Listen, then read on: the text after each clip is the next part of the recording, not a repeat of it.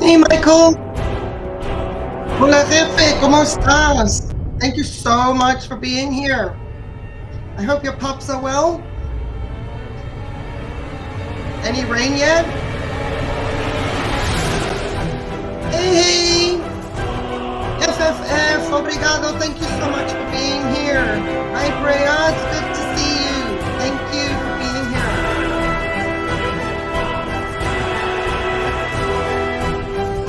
Cold and drizzly. Oh, I got you some. I sent you some.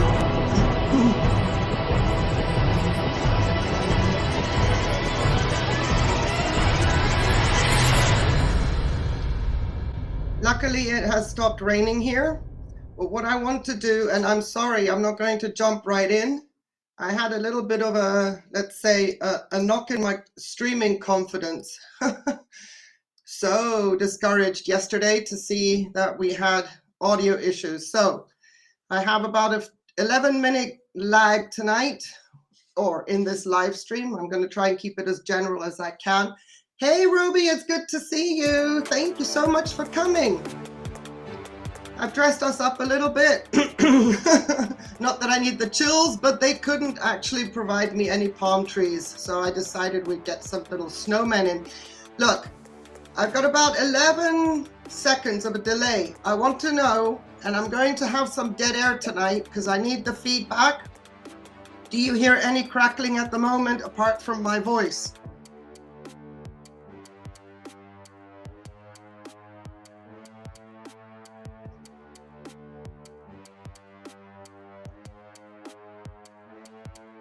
Awesome.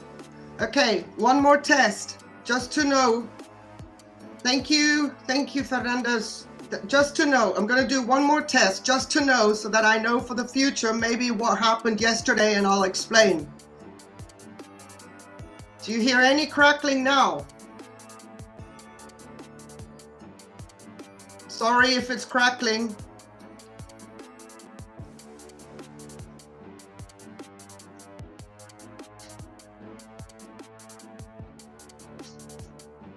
Okay, fantastic. I hope it stays that way. Thank you very much. It was just yesterday I was bundled up in a shawl and I had a feeling that maybe the cables were brushing up against the clothing, you know what I mean? So I'm not wearing a shawl tonight, but I was just rubbing my hands against the cables, putting the cables against my clothing, because that was horrible. That was horrible. My heart sank last night, and then of course when I listened back to it I was just like, oh no. Maybe I'll make a video out of the first 30 minutes, but we have places to go, orchids to see. I'm going to keep an eye on the chat as best as possible, and from this end all we're going to do tonight is we're going to hang out in Spain. We will be heading to the Alhambra, but I wanted, and to the Sierra Nevada, but I wanted to pull up some images first and show you pretty much the surroundings. From what I know about the area of this place where we're going, it's up on the plateau. It's a higher elevation than it was yesterday. This is obviously Sierra Nevada, which means snow. So we'll have a look at, let me get rid of this beautiful, beautiful overlay as much as I think it's pretty. We're gonna hide that. And we're going to get rid of our background music. But here we have, for example, let's say the view. It's a plateau. Mainly what goes on here is the agriculture part of southern Spain. And you can see, let me pull up bigger pictures because this is going to be my reference. These images are bigger that I'm going to show you right now. Let's do that again. Let's go to the window and pull up the bigger picture because I can zoom in. So mainly agriculture happens up here. You can see in the distance of the horizon there, all the plastic covered stuff. It's pretty ugly, but these are all greenhouses, and it gets even worse the closer we get down to the coast, which is a big shame. It's a huge eyesore in our landscape, and it's only getting worse. So this is part of the, let's say, plain of Granada as you come up over the ridge, and we'll we'll use Google Earth and I'll show you the terrain, how we get to this area, and you can see the Sierra Nevada in the background. Let me see if that works a little bit better, zooming in without getting too pixelated. But you see a very classical Spanish cortijo down here. This, even though it looks like it's a ruin, that would probably be the center house, cortijo. If it becomes a private home, it's called a hacienda. If it's a working place, then it is a cortijo, and that's probably still a working place, even though it doesn't look like it, but all the fields in the back, it's the central focal point. Very important industry up here as well is olive trees, lots of olive trees, super drainage terrain, and I will show you with the next image. For example, if you were to go on a path, this is what you would see. And I've already named the orchids so that I won't be stumbling and fumbling my way around. Hey Sandy, guten Abend, Sveta, schön dich zu sehen. Vielen Dank, dass du hier bist. Ich freue mich. Sehr schön. Vielen Dank, dass du dir Zeit genommen hast. Good to see you. Hey Sandy. Good to hear that there's no crackling. The moment you hear something, stop me, because I've got another device going off to my right where I can't chat, but I can follow the chat, okay? So I'm doing a bit of a chameleon stunt here tonight just to make sure we don't lose the sound. Right, so this would be, let's say, up on the ridge, and it's actually, Robert was mentioning how I could separate my leca out, and he was mentioning about prospecting and getting myself a strainer with squares the right size so a small leca could go through. And I said there is no real prospecting stores here. I may have to go up to Granada because there are a lot of old gold mines in this area. Market is growing it. It's the Barlia Robertiana. And there it is, right bang smack in the center of the screen, if that wasn't obvious. There it is. In the brush. That is pretty typical vegetation for the area up there. Very sparse, and I can tell you the wind is blowing a hoolie up there. So if you want to have some airflow, oh, it's icy up in Granada, especially now. Normally I can see the Sierra Nevada from where I'm at. I can't see if there's any snow at the moment, but it wouldn't surprise me that they have a little dusting of snow. Here she is, a little more up close. We saw something similar like this yesterday in the Ronda area.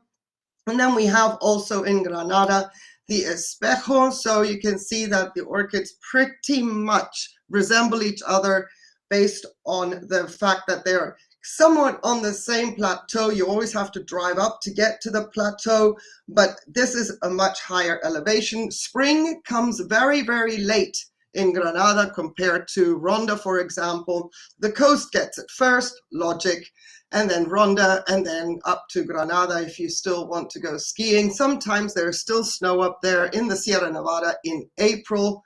If Easter falls on April, it's a very busy place. And here we have another beauty with some sunshine. And I'm going to link the articles in the description where I got these images from, because there is, in actual fact, a guide in Granada, and his name is MicK. Let me make sure I quote him correctly, and if I don't, well, this article comes from Margaret Mary, and there's another article, let me pull that up, because we're going to have a little look at his album. His name is MicK Richardson from Granada Wildlife, and he also does tours and bird guides. I do not know MicK, but I do want to make sure that I give credit to these people because I am referencing their material. So these are pretty typical. If you want to see Let me get up another section that I saw from MicK. He has a beautiful, beautiful array of images of Granada wildlife with a lot of orchids that I must say, I am astounded at the beauty and the variety. So we've had a little look at the terrain, but MicK Richardson takes the biscuit. Let me make sure I get the right picture. Where are you? Right there. This man not only knows where to find his orchids, but he knows how to handle his camera. It's fantastic.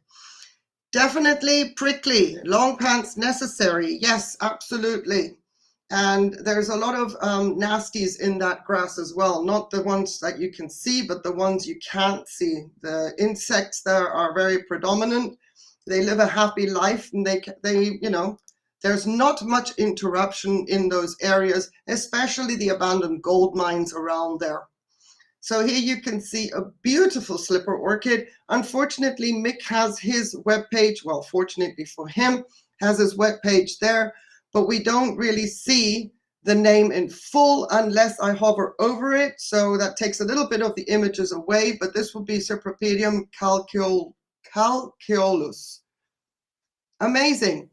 I must say that I was absolutely astounded when I found this webpage, what was it, maybe 2 weeks ago.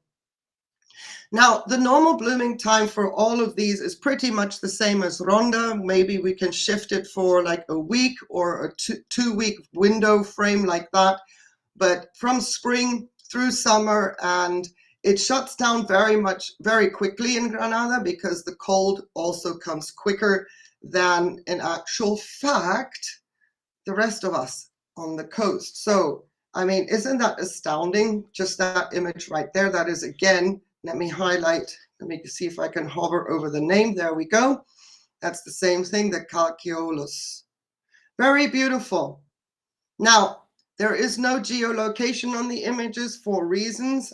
I'm not entirely sure if there is an issue in Spain. People go and get the orchids and bring them home. I have no idea about the legalities. I just stick with my golden rule, don't touch. Just look at them, photograph them, take the images home, leave them be. Epipactis tremolsei. I have never seen this orchid in my life. But the more I'm looking at what is up and around my neighborhood, the more tempted I am to get my hiking boots out. But we need gas first. Here's a very beautiful one. This one is right up my alley. Faceticola. It sounds like something Italian. Epipactis faceticola. Beautiful. I must say, if MicK ever sees this stream, I have to say compliments to you, sir. You have done a fantastic job to showcase these beautiful, beautiful blooms. I bet they're not very large either. Manages to capture the light, and here we have them also in bud. Very beautiful. This one looks interesting. The small-leaved helleborine. There we go. Microphylla. I wonder, sorry about that voice. I wonder if any of you have similar orchids that you sort of recognize in your part of the world. Just because we're separated by continents doesn't mean that these don't grow in your area as well, or relatives of. Look at this. Isn't that gorgeous? It's something, you know, something that I would have walked past if I hadn't done my homework previously. I would never have recognized this one, for example, as an orchid. We can scroll up a little bit more, it just goes on and on. You can see the whole plant right here. Cephalanthera rubra. Absolutely astounding. Now, in this Flickr album that he has linked to the page, I'm linking in the description. This Flickr album does not mention whether any of these are fragrant, but my, oh my, oh my. They sure are beautiful. My eye wanders to the white and the blues. There seem to be a lot of these helleborines around. Look at that. That reminds me of the Queen of Sheba. Now here we have a Limnodorum arborvivum. This is beautiful. right up my street. Right up my street. I could actually say 2.5 hours drive. Ronda is 2.5 hours because the hill is so steep. This area leading or getting into Granada is 2.5 hours. Getting to Granada is like 3.5, depending on traffic, it's 4. In the northeast of the US. Okay. Wow. That's awesome. I must say, when I stumbled upon this Flickr page, I just lingered and I started to do Google searches. I wanted to know. And I thought, stop it, don't go down that rabbit hole. Find it very interesting that they just come out of the ground. You can see how the pine needles is the ground cover. I think this is just amazing. Maybe one day I'll take you up there. We shall see.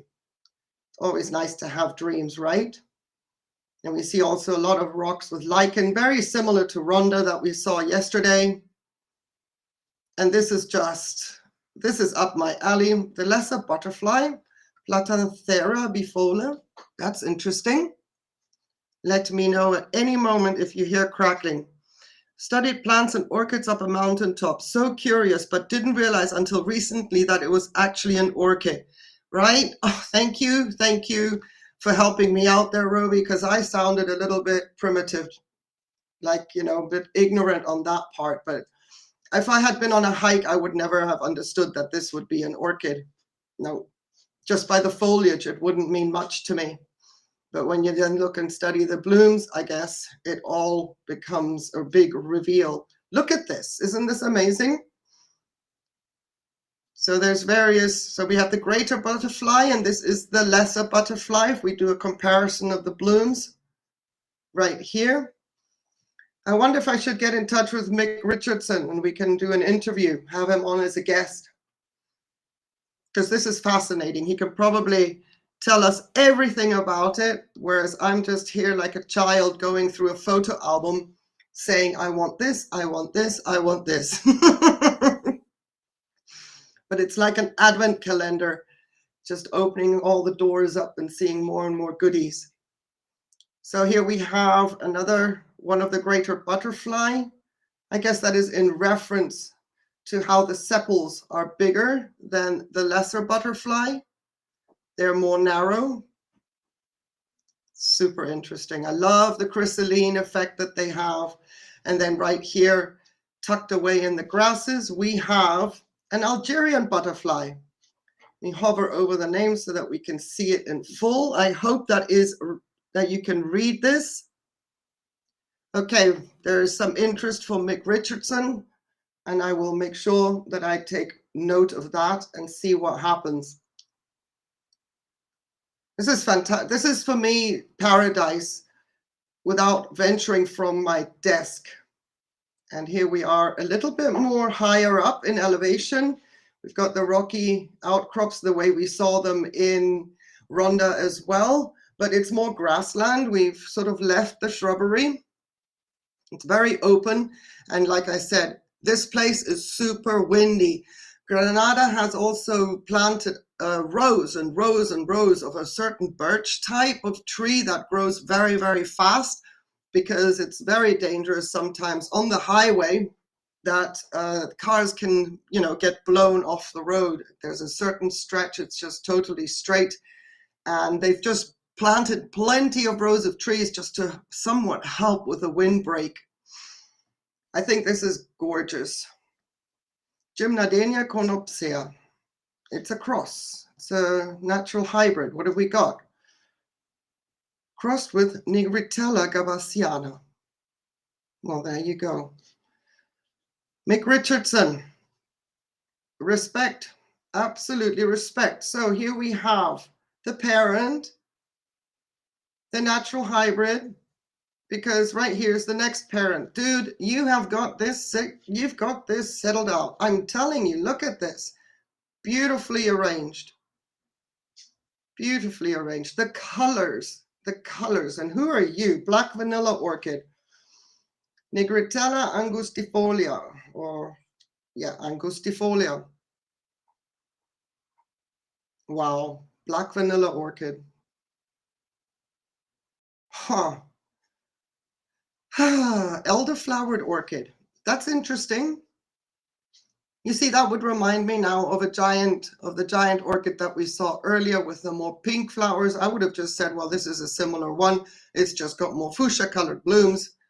So goes to show how much I know about my terrestrials, huh? This is just, it's like a box of chocolates, huh? Who have we got right here? Sulphur marsh orchid. So we've got Dactyloritha marcusii with an M, capital M. Super interesting. I could dissect this. I could have done my homework better, but I wasn't going to, I'm just going to keep it real. When I see things new, I like to discover them as I see them without sounding like I know everything, because I haven't scrolled this far down throughout the day while I was preparing for this live. I just thought, let's stay authentic here, because, amazing. So we have the broadleaf marsh orchid here. Okay, Majalis. And then we have the same broadleaf marsh orchid and darker. Is that because they are older? Is this a color changer? Because I would have thought that these were two different varieties, but maybe the soil has an influence here. Oh, Roby. Oh, hand hearts to you, Roby. You and me both. My voice is cracking. But is it because of the difference in soil where they live, or is it a color changer by nature? Beautiful, beautiful images. Grows in clusters, easily to divide. Okay, no funny ideas. This reminds me of another little bulb kind of a plant that also we used to have in Kenya, but they exude little white blooms. They have a similar flower stem coming up from the middle. Highly, highly fragrant, but not an orchid. It comes from a little bulb. They are intoxicatingly fragrant, the ones that we had in Kenya. And here I'm guessing is another one in a big cluster. Just stunning. Mark, I keep wanting to say Mark. MicK Richardson. You certainly gave us a treat for the eyes. Common spotted orchid right here. The fuchsii. Okay, same family, but same genus, but a fuchsii. So let's check. Are you a fuchsii? No, you're maculata. So there's lots of them. Heath spotted orchid, the maculata, and then the fuchsii. I think these ones down here, plus this. Oh my Lord, look at this. Oh my word, my heart beats still. I mean, the comment. Oh, I don't want to jump ahead, but what gorgeousness is this? Neotinia ustulata. Oh, people. Isn't this remarkable? I don't know. This is making me geek out. Behold the geek out rabbit trails that I have, but I sit in silence and sometimes gasp unto myself. Oh my goodness. Anacamptis papilionacea. Look at that. Huh. Forrest Gump in the orchid world. It's like a box of chocolates. Oh, and which beauty is this, pray tell? Anacamptis, same thing as the one up there, but just closer up. Who do we have there? Let's hover over this name and see if it is the same. Yes, they're both the same. Again, one a bit darker than the other. And I'm referring to the one on the top right, because this gorgeousness right here is a Neotinea. So I'm looking at the pink butterfly orchid that is up here, probably only because the blooms have just opened. These are probably, they look a little bit more developed and maturer. There's more buds on the images up here, so it's possibly a color changer. And again, maybe the soil. Isn't that incredible? Ah, Isn't that insanely beautiful? Having all this pop out at random and then they go, then they're gone. Now you see them and now you don't. This is a cluster of these. My word. Paradise, paradise. I'm almost now close to saying I am ashamed of my ignorance that they are so close by. I'm going to have to maybe make a calendar of when these bloom. When I speak to MicK Richardson, if the gentleman is still around, I'm going to ask him, find out, and maybe we can. Oh no, there's page 2. Fan-lipped orchid. There's more pages, peoples. Oh my word. So this is Acanthus collina. And is this, now it looks different. This is Orchis choreophora, subspecies fragrance. I thought we were, well, hang on a second, 269 views. We'll have another little bit of a browse. I'm getting a minor crackle. Thank you, Michael. Let me know if it corrects itself. All right. Oh, please. Let me check the time on my stream. Yep, 30 minutes. That's about the time it started yesterday. So I'm not getting any frame drops. Thank you, Michael. I appreciate that. Thank you. So we won't go to the 269. Once again, the link is going to be in the description, but we'll have another little gander. And depending on how the scream, you can see that was in Neo. I was about to go, ah! When I saw this, you will see how the stream goes and maybe visit this page again. Just, oh, don't they look lovely? Delicious, like little lollipops. So let's see, conical orchid, Neotinea conica. Oh, you just want to chomp into that. Oh, hello. Here we got more of the monkey orchid. Thank you, Fernando. I appreciate that. I'm trying to keep my head still. The crackle is back. Okay, maybe I should stop touching my cable. Okay, I'm not going to touch my cable. Okay.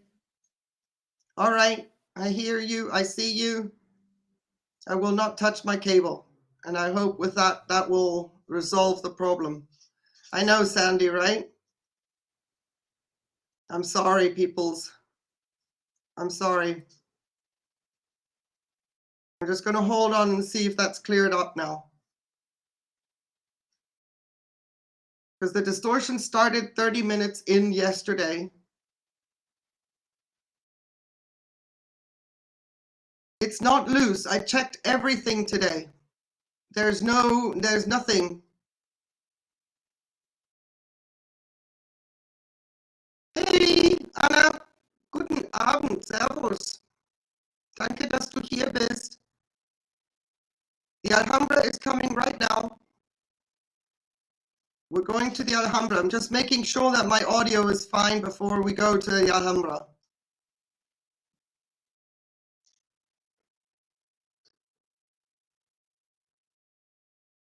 No way. No way.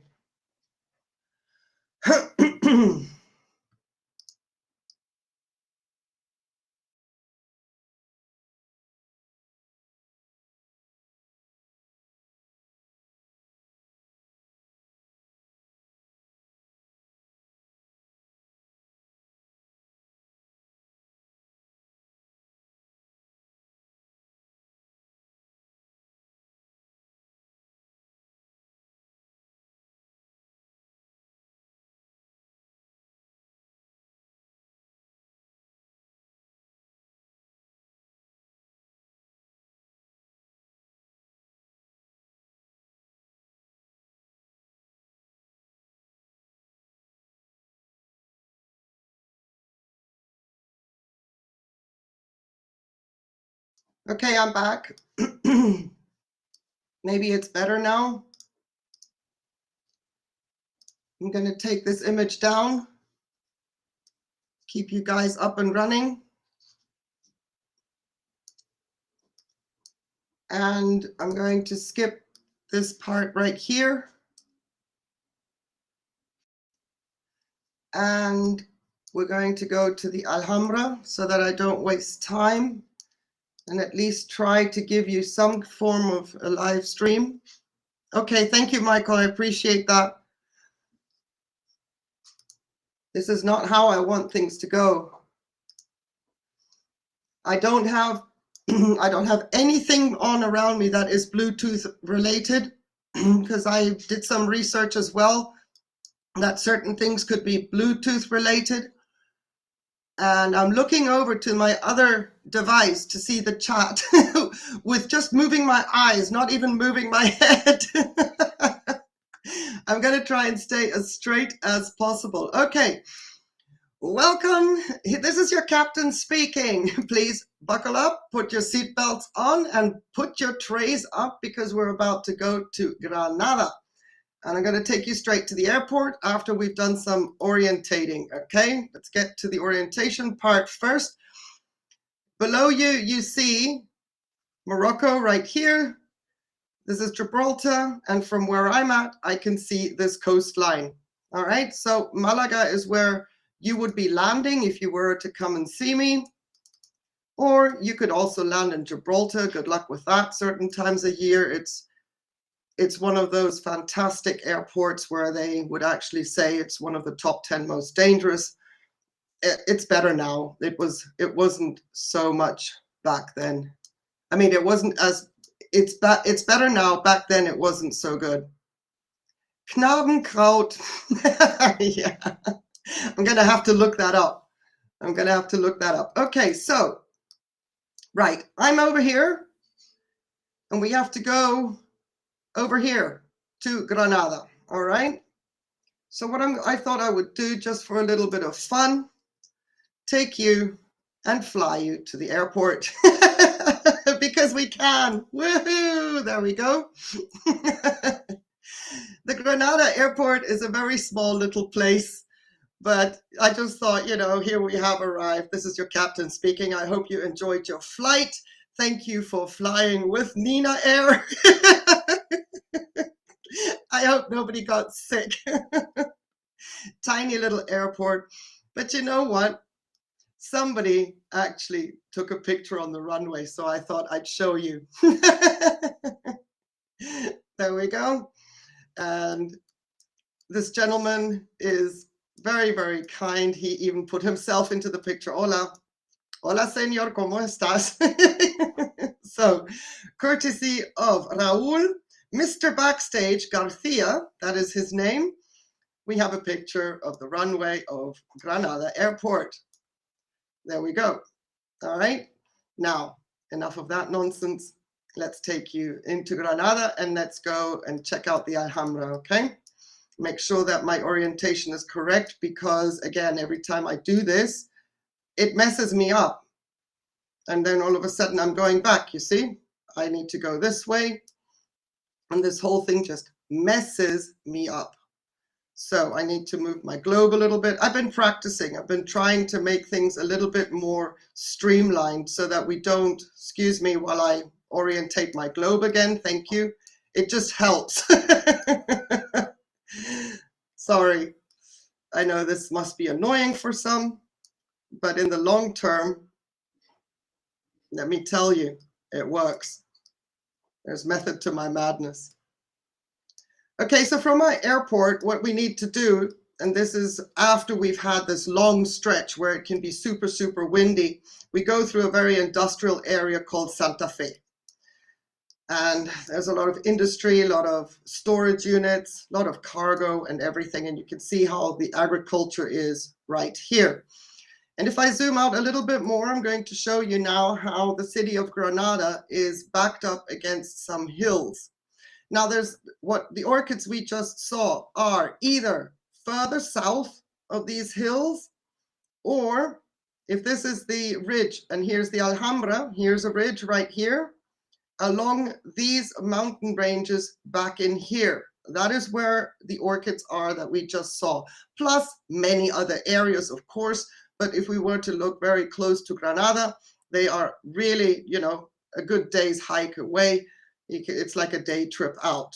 Okay, so you can see that we have the whole complex of the Alhambra right here. And eventually we're going to venture up this valley over here, up the mountain, and eventually we will get to Sierra Nevada, which is right here, a little ski resort town that is named after the Sierra Nevada. Makes it very, very simple. Not a place I go often, and I'll tell you about that afterwards. But let me tell you, if you were to come to Granada, let me see if I can go into 3D, if that helps us out. So if you were to come to Granada, you would be seeing this very, very early on, because the elevation here is pretty high. And if you were to stay in Granada, the best hotel that I would recommend is right at the foot of the Alhambra de Generalife. This is Hotel Alhambra. Now the Hotel Alhambra is at the edge of a cliff. Again, high elevation. So if you come to the ground floor, your room may be down here, but you're still at a like really high up, even though you're going down in the building. It is so bizarre. When you step out into the hallway, all of a sudden you're looking out and you're still super high up, looking out over the entire Granada town. A beautiful town that still has all the original and authentic buildings, and all the new buildings have somewhat made sure that it reflects old, if that makes sense. So at least they've taken great pains to maintain the visual look of Granada, even as they build new buildings, which I must say, from an architect point of view, certainly appreciate, and I'm sure every visitor does as well. Beautiful, beautiful breakfast, coffee, terrace, whatever it is, after your feet hurt from being in the Alhambra. This hotel is magnificent. And then if you were to stay here, you take a short walk along this road back here. There's a fabulous, hopefully still, restaurant in this building. Amazing food up there, a lot of game. No, I did not work at that hotel at one time. No, honestly, if they would offer me a job now, I would go. Back then, I was spoiled for choice and I could stay along the warm coastline. I didn't need to venture somewhere cold, because it is bitter cold in Granada during the winter. I mean, seriously, add the wind and wow. Ooh, but if they were to call me and say, we've got a job for you, trust me, I would move, because needs must. Gorgeous restaurant along here. So that's just a little bit of insight. And there's a lot of walking trails in this forest. It's all general, like you could say it is botanic gardens without being a botanic garden, but the upkeep is magnificent and they maintain everything to a point where that is where you want to be. And even though they have buses going to the Alhambra, Tanya, hello. Welcome, it's good to see you. Thank you for being here. But let me tell you that even though they have buses going up to the Alhambra along this road right here, like mini buses or even the big tourist buses come from elsewhere, the walk, it's magnificent. It's like you're walking in a park, whether you're walking along the road or you're walking through the trees to get up to the main gate. Absolutely fantastic. Now, what I want to do first, before we get into, let's say, more of the 3D, give you an aerial view of the whole complex of the Alhambra from above. Because not only is the Alhambra there because it used to be a fortification back in the day, there's lots of palaces, again, more palaces than one on this, because the more settlers and developers and people that conquered Granada, they added on or destroyed something, built on top of it. This excursion. If you have one day, your brain is going to hurt. If you're like me, that is, visually, I need stimulus and I want to absorb everything I see. It is best to take 2 or 3 days, because not only are the main attractions in this complex so beautiful, the architecture, etc. I'll show you some pictures as we move along, but the gardens as well, how they worked with the waterways. But what I wanted to show you here, I mean, you can get a pretty good idea about the elevation. This is pretty high. This is nothing to, when you're stood out here, it's, you could probably, do some cliff diving off of this. But what we've got back here to the left is the Athife, if I'm not mistaken, if I remember correctly, that's how it's called. All these little houses down here, this is a university city. A lot of people from overseas come here to study. A lot of Americans are here. And this is where all the student body, it's cheap housing, but the most authentic housing from back in the day. And it's all artists and people that are studying there, students. The nightlife is eccentric. It's a little bit out there for, let's say, somebody that's a little bit older than me. Bye, Brea. Thank you so much for stopping by. I appreciate you being here. Thank you. Have yourself a fabulous rest of your day. Thank you. So this is another place that you can also visit. It's obviously you can't cross. There's a huge gully, creek, valley, drop, cliff face right here as well. But it is magnificent to be here. The atmosphere is fantastic. And the students like to be, they like to sell things. So there's artisan and craftsmanship and paintings, clothing, jewelry that they make. It's a beautiful, beautiful place. Absolutely gorgeous to be venturing along these little streets. It is safe. It is not like somebody's going to jump you there, but definitely also worth a visit. Usually people go to the Alhambra and that's it. And I understand that. And then maybe on your second and third visit, then, you'll be venturing more into the outskirts and seeing more things about Granada that makes it so unique and to this day authentic. All right, let's go into 3D and see what we can see. Now that I'm here, I don't mind if my globe takes me around. Okay, maybe you can see now how it sits on the edge of that hill. And you can see how these little homes look straight into the Alhambra as well. Depending on the time of year, the Alhambra will cast a shadow, and it's even colder over here. And in the summer, of course, it's blistering hot because the streets are so congested, so tight. But you can see how the buildings as well, in their own right, still maintain all the authentic charm. Rooftop terraces, I can remember, there we go, still also have their function. But anyway, back to our main subject here. Alhambra is an Arabian word for red, because actually the brick may be now a little bit faded, but it does still give off a red hue. And it was Alhambra with a hyphen, a parentheses, or like a tick at the top. Sorry about the pups. It was, so if you take the word al and then put a little bit of a thing on the top, I don't know the word, and then ambra, which is A-M-A-B-R, that is something red in Arabic. So the whole influence here is about the Arabs. Now, we have two sections. One is the Generalife and one is the Alhambra proper. And this, of course, being the oldest part right here in the front, because the fortification was obviously to look out over the hills, over the countryside, and keep the Sultan and everybody protected.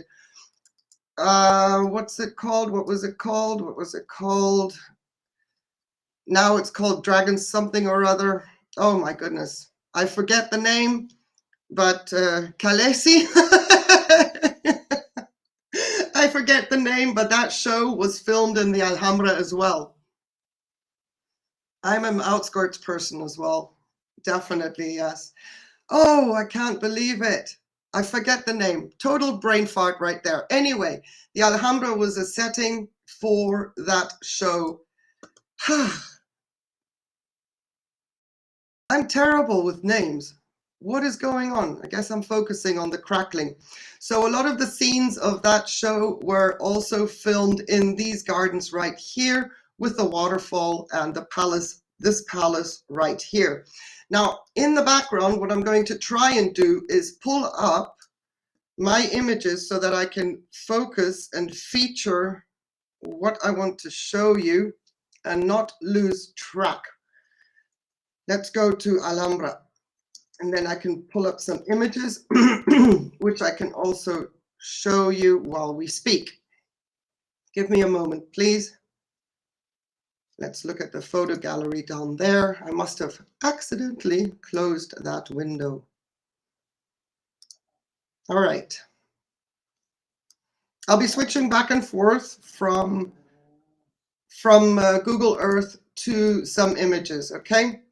But first of all, I want to go and see if anybody was so kind as to give us some views. So we're going to hopefully go to the oldest part of the Alhambra, being at the tip on a cloudy day. What a shame. Oh well, at least Konstantin Kozatsky was kind enough to make an image and post it. That is very kind, but you can see how beautiful the view should be on a clear day. I mean, we are really, really high up. Now this part here is not as well kept as the newer palaces. This is sort of, you know, where people go just to get to the tip, right, to check the view. So we have the Alcazaba in here. Can we go in? Let's check. Oh, Google Earth. Somebody had a field trip. All right. So here we see like rooms, old ruins of back in the day. This would be barrack style, including baths and things like that, all within the walls of this fortress. So it was like a windowless place. It wasn't a place to come and hang out and enjoy the view. This is being the oldest part. They have not actually done any kind of refurbishment here at all. You can see that very clearly that they've kept the foundations. All the artifacts that are in here are then also exposed and exhibited and with tags and everything like that, where they were found in the Alhambra in a huge, massive exhibition center that is further along the complex. Many people don't have it in them. Their legs are tired. They don't visit that area much. The information overload when you visit a place like this is insane. And I can take quite a bit of information, but I lose it. When it comes to something like this, I completely lose the plot. Let me see, it's about, oh, how many hectares? The whole complex now is about maybe 25 hectares. No cars up there, everything's on foot. But here we are in, let's say, the newer section. The first signs of gardens were starting. And this is, once we get into the newer section, we are talking about the Arabs, when the sultans were ruling Granada. Everything they brought on was with the waterways, with the gardens, how to distribute water to all these fruit trees. This was all part of also what they grew for themselves, remainders of the same. And they were quite innovative with using water, guiding it through, using elevation, just like the Romans were. And despite the blistering heat of Granada in the summer, which is astounding, the heat amongst these walls in the summer, and you know that is my preferred time and place to go visit anything. The heat is astounding. The moment you venture out into a courtyard like this, it becomes, the whole thing is a cool down factor. So what we would see here that are now rose gardens, usually you see they provide a lot of shade. Usually back in the day, these rose gardens were filled with produce. They grew their own vegetables. Some of the spaces were, of course, designed to look beautiful as well. So that's all part of it. But if there was a blank space, either it was an olive tree or it was grapevines or it was fruit trees, that would then line and fill in the blanks, plus a lot of vegetables. So every little courtyard had a purpose, not just because it was pretty, but the cooling effect was fundamental. The water bringing the additional cooling effect, plus the space was then used, for growing produce. Now, I wonder if we can walk through here, if that's what the gentleman did. No, he didn't. Okay. So make sure that I take you step by step. Now, what looks like a bull arena right here, this is actually a temple worship place, a church. Can we go in? Maybe I don't need to go into my other images.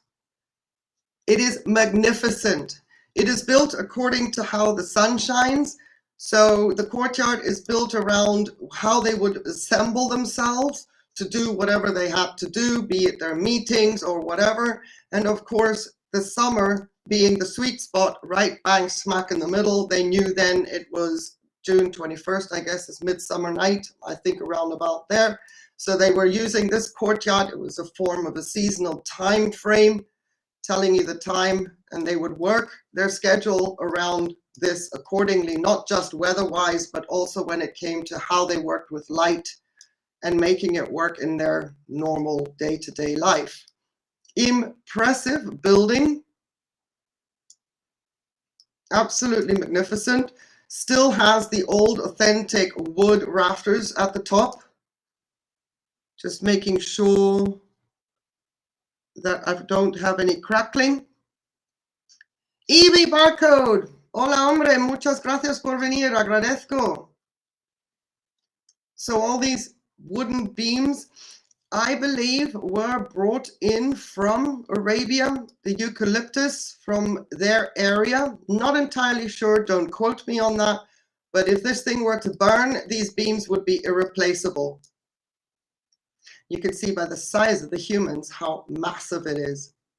Thank goodness. Meanwhile, Granada is a little bit earthquake prone, but not to the extent that it would destroy the city. We've had reports of earthquakes in and around Granada, but if this were to ever come down, well, it would be a disaster, an absolute disaster. So let's go here and see if we can check out a view, because as we go from the elevations, where we started out at the lower point, we are slowly but surely going up. It's a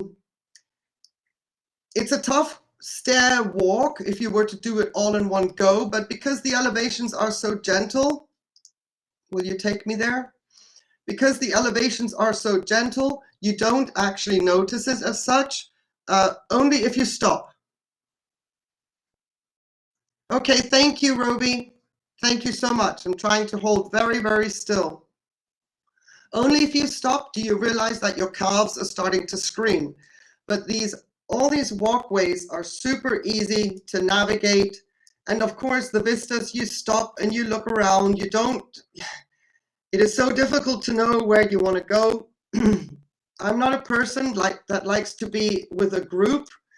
Even though I would like to know more about what I'm looking at, I normally go around places like this with a book, with my nose in a book, to make sure that where I'm at, I can understand, I can see what's going on.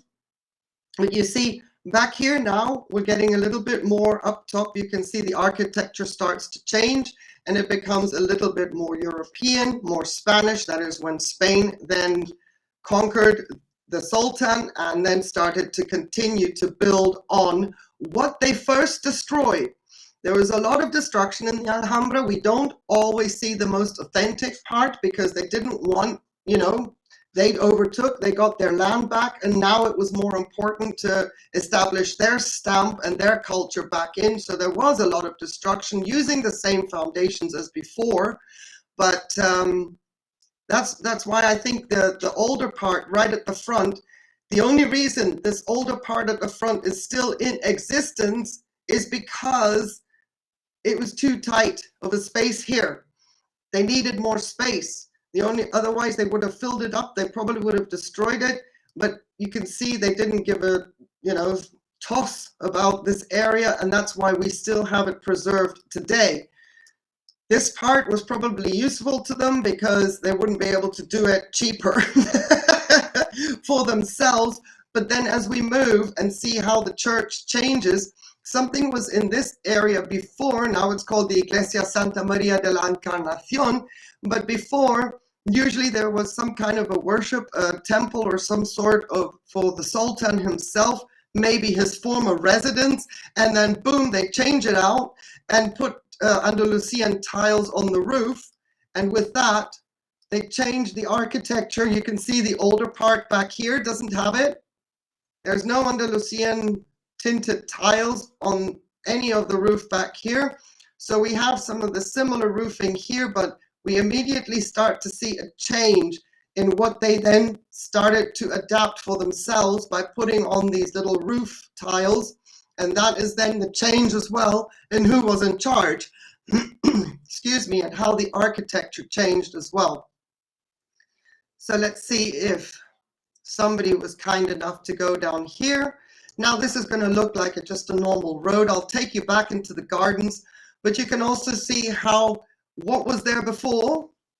Arches, big ones. These are the big doors that are very typical for Arabian architecture. And then you can see how they reduced it. Now, we can also say that this was done in modern history.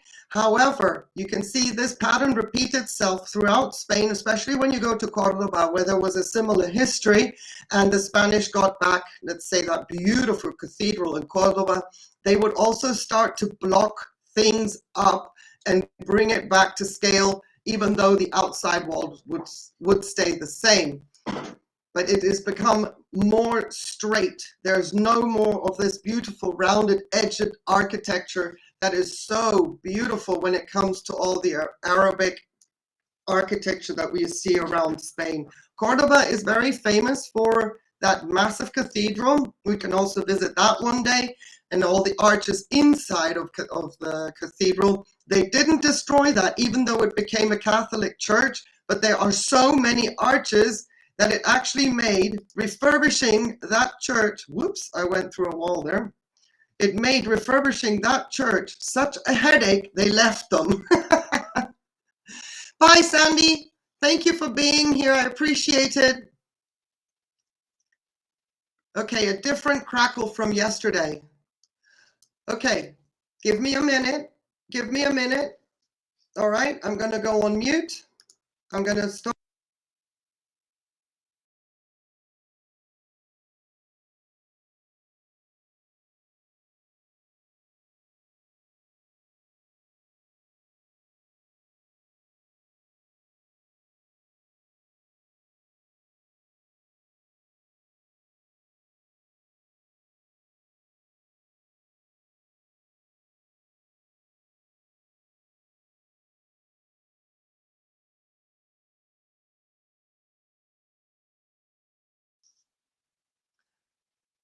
Are we back? What's the sound like? Maybe I have to mute sporadically. Let me scroll back up. You're very welcome, Roby. I appreciate that you're here and that you're interested in this. Thank you so much.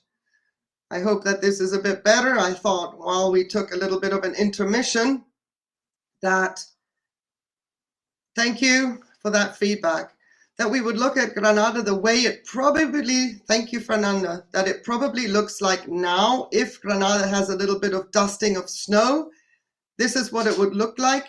And we're looking at it from the side of where the student body, the whole little Arife town is over here. And this is then looking south, all right? So we're looking, this side of the Alhambra is facing north. The tip is facing west, and we are looking straight south. If we want to go through the mountains there, keep driving, we will reach the Mediterranean. Let's scroll up and give you another look at it from the front here. What I forgot, and I see here now, there is in actual fact still a wall. I never noticed that before, and if I did, I completely forgot about it. You can very clearly see how this is the old fortification, but the buildings have a distinct change in their lines. If there's too many arches, they accepted them. Seville is also very, very arch populated, lots of arches in Seville. But if we look at the structures over here, I hope that this is visible on the stream itself. I can't zoom in on this. Here you can see that the columns become straighter. So we have the arches architecture right here. And down here in the newer part of the build, we see very straight columns and just a roof on the top. That's very clear and distinct. The older part is to the right of this whole complex. That's where we were, off to the right as we came up the street. This is that church. I believe this is a vista of the Generalife, which is their gardens right at the top. And this is the oldest part that we started out at. And then here's the newest part. Well, not the newest, the newer. Yeah, and this now looks, reminds me, it looks like the palace of the Sultan in his day, and they've just changed things up. And then here they put a church over there. Incredible to think that this is Spain. Oh, brr, I'm getting goosebumps just looking at it. Now, if we go down, let's just say we went down into certain bastions. You have all these stairs that I mentioned before, slippery when wet. And they can take you down to certain levels. And this is how they worked with their water to get the water into gardens. And this would be a walkway, of course, but along every walkway, there is a ditch. Cooling and water system, water supply, down into, let's say, a garden. If this is in chronological order, it could be, it may not be, but it's a great example of how they used levels. And then here we have some olive trees. And then we just go further down. Not many of these areas down below are accessible to us as a visiting public. They are closed off, so sometimes images come through from people that are inside to be able to give more insight into how the whole Generalife, the whole Alhambra is actually built. From here we can see the student area. Well, I call it now the student area simply because that's what it is. It's a town in its own right, but this is that beautiful area, all these terraced homes. Very, very popular place for students. And I have to say that Granada, being a university city, has maintained its charm. It's not become something that's lost its flair. And what I enjoy about this as well is where we can see the first hedges, the manicured hedges. There's a garden. Hopefully I can find that with Google Earth. I want to take you to. And it's surrounded by these hedges. I'm not entirely sure if this is the space, but you can still see the round architecture. This is very classic of after the Arabs. The Arabs probably would not have chopped off the top. The Arabs would have had them a little bit rounded, a little bit more woolly. The Arabic architecture likes movement. That's why you see a lot of, like I keep repeating it, but rounding. And within the rounding, the architecture also likes to have more movement. That's why you see all these additional adages here. The arches aren't just plain. So wherever you see something that is a little bit more refined, that is either at a later stage or it has been knocked off. Even the barracks would be a little bit more decorated. So you can clearly see where something old has merged with something new. This page is new to me, so I'm seeing this for the first time as well, together with you. But here's the old part over to the right, just for orientation purposes. We're still looking at it from the south, a little bit more southeast now. The main part of the Sierra Nevada is right up here. Now we can see the main building, administrative building maybe for the Arabs. The palace being the part right here where the church was built, the palace for the Sultan, I'm sorry. Here's that one garden that is like surrounded, it's a courtyard. It's very beautiful. If I can find it on Google Earth, I will take you there. And here's the garden, the most famous garden. This was, what is that show called? It's ridiculous, the one with the dragons. And now the new show is called House of the Dragons. I want to say, oh, but it's Khaleesi. Her name is Khaleesi. Come on, help me out. That was in the movie, this area right here. All right, let's go back to Google Earth. Let me make sure that I get my act together here. Don't move, don't move, don't move. Let's take you away. Let me get my bearings and let me find another garden, because after all, we are into our plants. And we will go here. There we go. I would love to find that courtyard. There's another courtyard. We just briefly saw it in an image, and that courtyard has a fountain with it with a lot of lions around it. The lions are symbolic for something that has completely skipped my mind. Let's see if anybody can take us in here. No, you're not going to take us in here? Nada? Maybe? Close enough. Okay. This is not as spectacular as the Arabs are. These are remnants. This is probably not one of the gardens that they really took too much notice of. I wanted a different courtyard though, and this is just an image. Thank you very much to, this was a Chinese gentleman, I do not know. I can't show the name because I can't read the name because I do not speak that language, I'm sorry. If anybody sees me doing this, know that I appreciate that you were there. Here's the courtyard with the lions, if I'm not mistaken. It is beautiful. Please, somebody take us there. Thank you. This lion fountain has a symbol, and oh, I spent a lot of time in this space. I was probably like the lady sitting on the marble stairs there, just taking it all in. This space is just beautiful. The lions, they have a symbol. I don't understand. I don't remember what it was. I don't want to waste your time and Google that now and stumble my way through, but they are symbolic, and it's a constant pouring of water. And the lions distribute the water of life. Something like this is symbolic about this fountain to all corners of the Alhambra. So everything here is an indentation, and you can see little canals starting to work their way through, including, I don't know if we can go there, but including, if you see here, through the buildings. So this is where I just learned about air conditioning.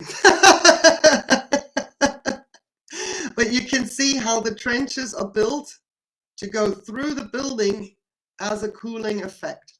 Now look at the architecture when I talk about movement when it comes to Arabic architecture, and you can see the Andalusians or the Spanish ones, they got the property back, they put their tiles on the top and did some changes, but I guess even they couldn't resist this. Look at this. This is not just an arch, this is arch upon arch. Not only does the structure hold itself, it is carved out, and then it just drops into elegant pillars, as opposed to, let's say, the simpleton massive round pillars. Oh, you know, we'll put a big one there, that'll do. And then they are layers upon layers as they go into the building.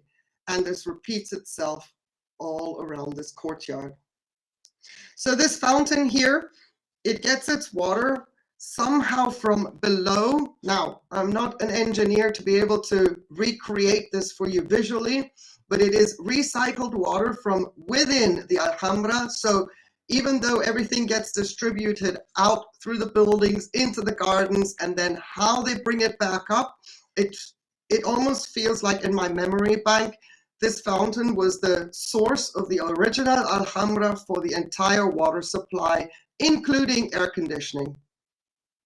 I don't know about you, but I'm a geek. When it comes to these things, I'm a geek. And this is all marble, original marble. I believe the quarries are local. Don't quote me on that. Artisan Art, welcome, my friend. Thank you so much for being here. I appreciate seeing you. Thank you. So I don't quote me on which quarry. I do believe it's local from Granada and is timeless. Absolutely beautiful. Like I said, I'm lingering already too much in this space. Now, in the past, the little trees that you would see dotted over here, they would have been produce. They did not waste space back in the day with nice little Benjamini ficus trees. This would have been oranges or lemons or something along those lines. It would have had to have had a purpose, not just for decoration, but a purpose as well. So here we have this little manicured reflection pool, and I wonder if somebody was there and can take us there. Let's have a look at that. This is the one I mentioned earlier where I said to you in the pictures that this pool is, oh, let's just stop and take a moment and appreciate this part of the building. Arches on arches on arches.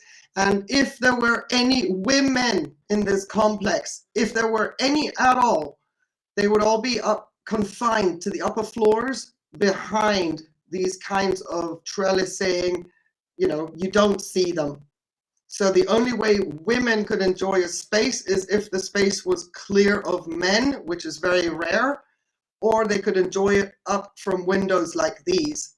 Now, there's not many of these windows throughout the Alhambra still maintained. So this could have been also a building where the women were allowed to appreciate the great outdoors, but they had to stay in these quarters that were up here. This reflecting pool in the past was used as a wading pool for cleansing of feet before going into any place of worship. The mosque, for example, I was missing that word. I kept saying temple, the mosque. So there would be a ritual. It wasn't just about it looked pretty. Now it is a decorative reflecting pool. They've maintained it, the same marble around, but it used to be a path to get into a place of worship. And by the time you stepped out on the other side, your feet were clean. Clean not only from dust, but clean, you were cleansed to go into the place of worship. Also a beautiful space. I found it to be nice only because of the wall art. The rest of it wasn't too much for me there, but the whole thing with the lions there, that fountain, yeah, that was my space. I loved it. And I don't know about you, but when you go to some areas and you visit them several times, if you're so lucky, like when I went to Rome, I've been to Rome about 7 times. With every visit, you go elsewhere. You look for other things. I don't know about you, but for me, when I went to Rome, I could never not go either to the Colosseum or the Forum. I used to explore the Forum as if I was back in the day. I had discovered it for the first time. Just fantastic. And then, of course, you venture out and out. The same with the Alhambra. Every time I've been to Alhambra, I have to go and see this courtyard. There is something so intrinsically, I don't want to say magical, but yeah, absolutely magical about it. Now, here we have a whole complex of gardens, and you can see from the top how they are divided into patches. There's a purpose there, not just decorative.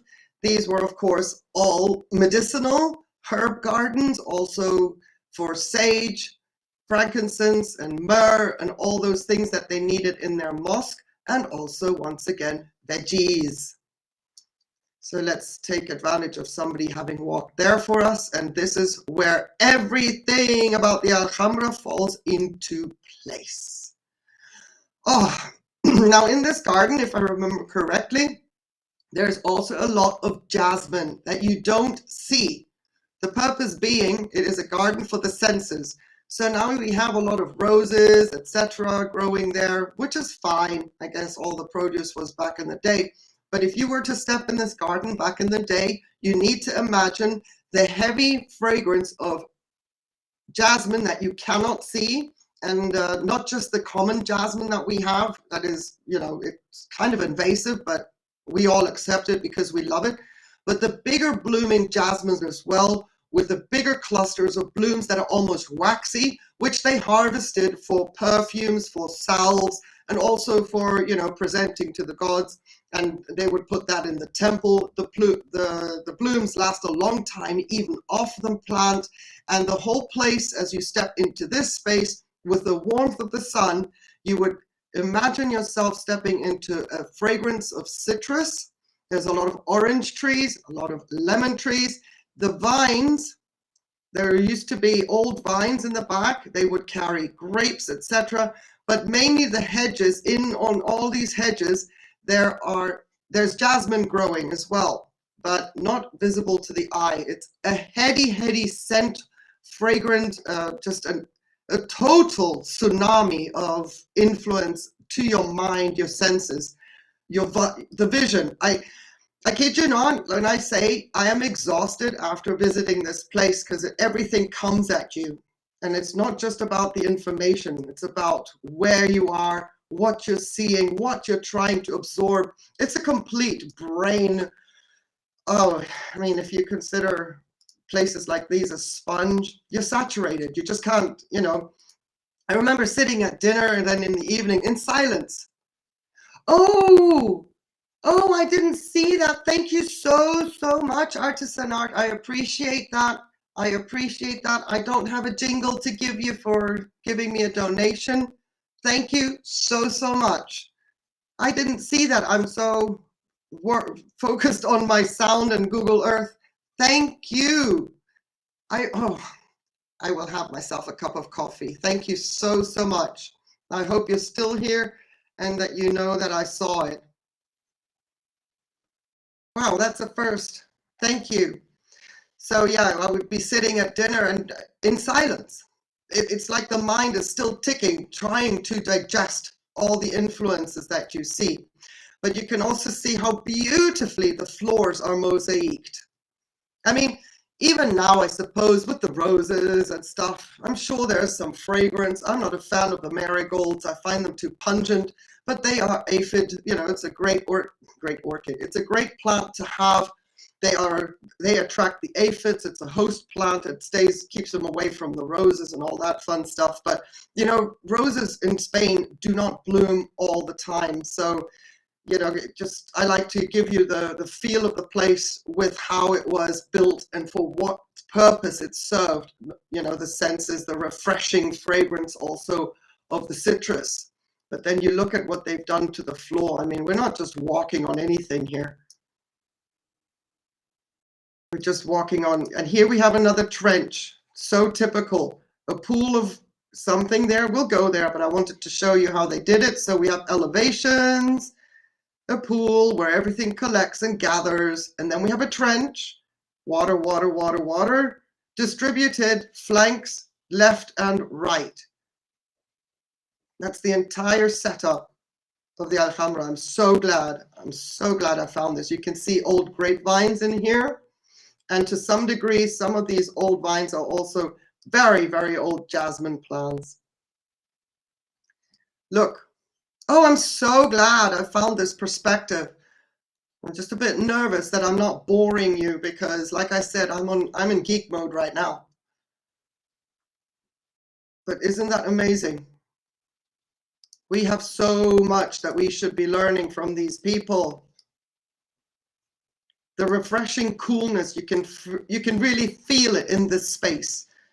Just refreshing. The sound of the water trickling makes you want to go to the bathroom, and the bathroom is a long way away. Trust me, the bathrooms are not scattered amongst the complex. It's at the entrance, and then you're on your own. And all this water trickling here is just teasing you. So you've got this beautiful, cool respite space sitting there. Now the vines are in the way, but these probably were benches back in the day. Then you've got another pool with water lilies. It's a filtration system, the lilies and the roots and everything, keeping the water clean of algae. It's insane how this is set up. And then in the back there, you can see the heat just pounding there. I think it's marvelous. So here we have a natural filtration system, and once again, we're talking elevations.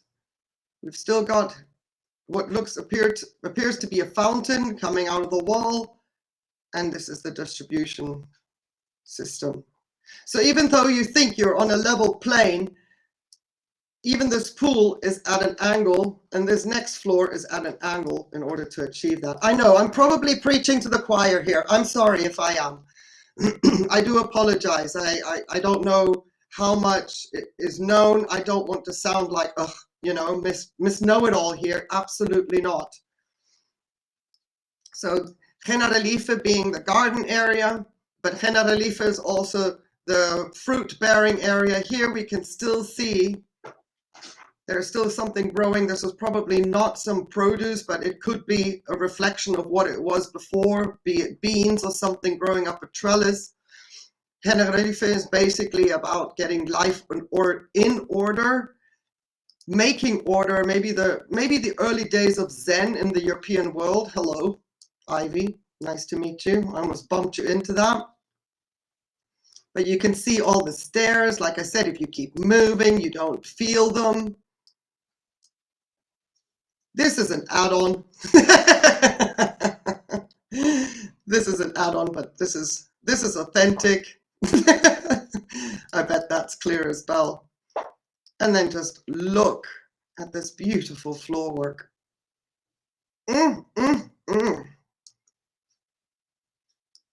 Life was good back in the day if you had money, and not much of that has changed. I bet you not much of that has changed. Life is still good when the living is easy. I wonder, are you going to take us over there? Can you?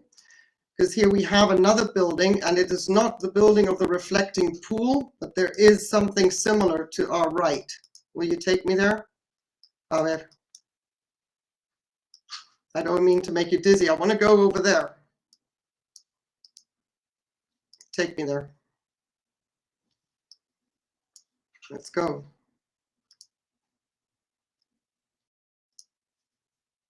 I know where I want to go. I don't want to rush it though, because check this vista out. This is where we were before. Still beautiful. Okay, let's go. Okay, he wants us to go step by step. We'll go what he's decided to do. This is the direction he went. This is the direction we're going. Oh my goodness. Look at this. Oops, we have a broken palm tree. Yeah. A couple of years ago, there was a... Hey, Robert, good to see you. Wingman. Hey. I appreciate that you've been watching. Thank you. I hope everything is good in your part of the world, as is in Todd's. But yeah, so a couple of years ago, when I say a couple, let's triple that. No, let's make that even longer. Anyway, a long time ago by now, oh goodness me, here I am aging myself, we had a big problem with our palm trees on the Costa del Sol. It was a beetle that came in on something or other, and it chewed away at the cores of our trees. It started with the palm trees that were more fleshy, bigger trunks. They looked like, you know, date trees on steroid. But the beetle would be inside the heart of the palm tree, and you wouldn't notice it was doing damage until you could see the crown come apart. So many trees were lost, and it looks like this one is recovering, thank goodness, because by the time people noticed that this was happening, they of course went in. Yes, I'm sorry. Oh, sound distortion again? Okay, stopping. I'm going.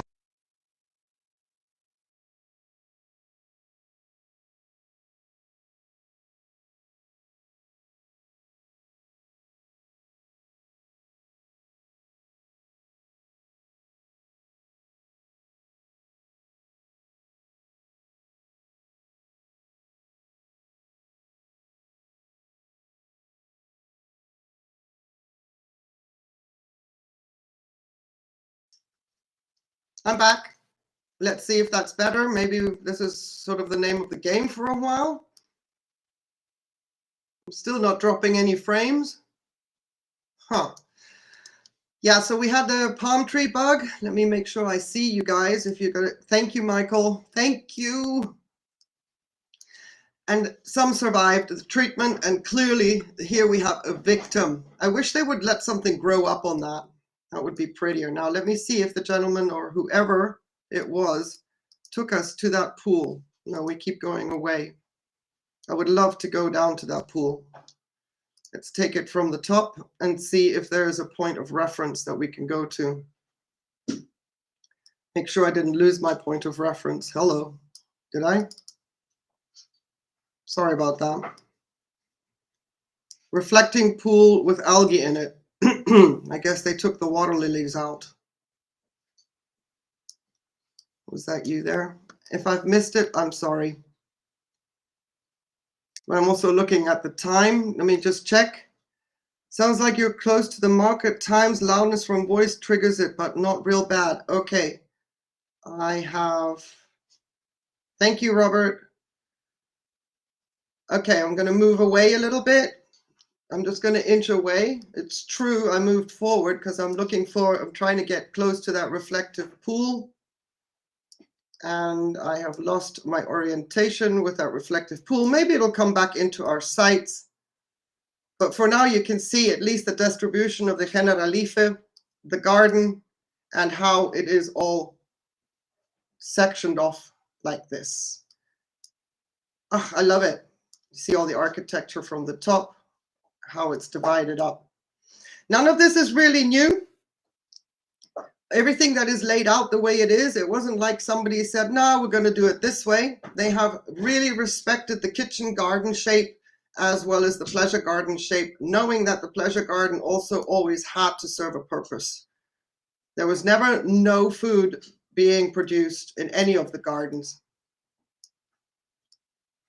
All right, from up here we can see a well. This is what they look like, water collecting area, and then how they go through. It's not like there's a huge reservoir somewhere, but this is typical when you see little holes like this. And again, we are going up, we're moving up. I would like to go down there, and we'll check that out. Let me finish my train of thought. But we are going up. So our oldest part was below, and as we go towards the edge of the complex, we're still rising, and here we see now the water collecting. Everything has a well. It is pretty much like Venice. Same kind of features in Venice. Every piazza has a little circle, and that is the well, and that is the water system for Venice. Same kind of thing. Every piazza has a hole. And all the trenches around. I think this is just magnificent. Now, I said I wanted to go somewhere. My eyes are darting around the screen like a kid in a candy store. Let's go down here, can we? Nope, but maybe here. So we should be, yeah, older part. Here we have some of the grapevines. Very young vine. This is not original. I guess they have to replace plants occasionally. I hope that the distortion is better because I'm not getting close to the mic at all.